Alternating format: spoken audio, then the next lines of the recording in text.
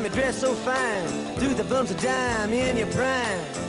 Siamo nel cuore di Sandra, siamo vicinissimi al lago di Garda e raccogliamo un suggerimento per una struttura ricettiva che riesca a far vivere questo territorio in toto. Incontriamo la signora Germana Molinari, titolare del Bed and Breakfast Villa dei Glicini. Questa struttura è nata 4 anni fa, una struttura molto bella anche perché è casa mia, è in una posizione tranquilla di Sandra, con un bel giardino. L'accoglienza nostra verso i clienti è molto calorosa. Seems so proud about having to be scrounging your next meal.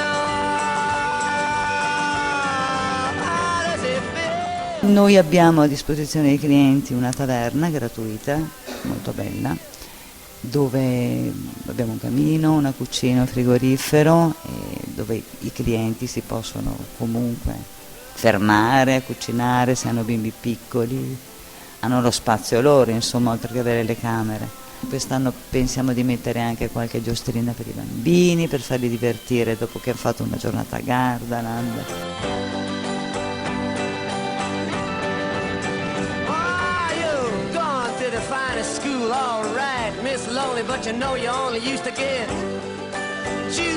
Giordano, seconda generazione all'interno di Villa dei Glicini, facendo un percorso all'interno, diciamo, di questa struttura, come la descriveresti? La scalinata in pietra bianca che ha l'accesso alle camere, poi la cucina è un po' il passaggio per venire nel nostro salone colazione. Noi abbiamo 3 stanze, sono tutte diverse, di varie metrature, ogni stanza ha la sua particolarità. Nelle stanze abbiamo il legno per terra, molto caldo, tetto, entravi bianchi a vista, certo.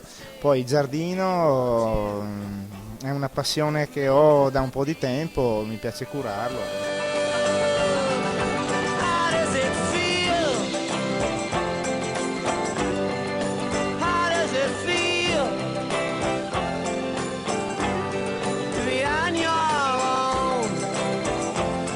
Noi da qualche anno possiamo ospitare dei cani di piccola taglia o comunque gatti.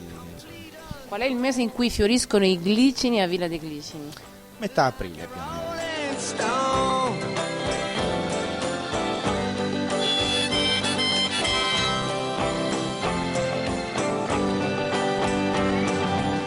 Villa dei Glicini è a Sandra di Castelnuovo del Garda, in via Corrobbi. Il nostro sito è www.villadeglicini.net.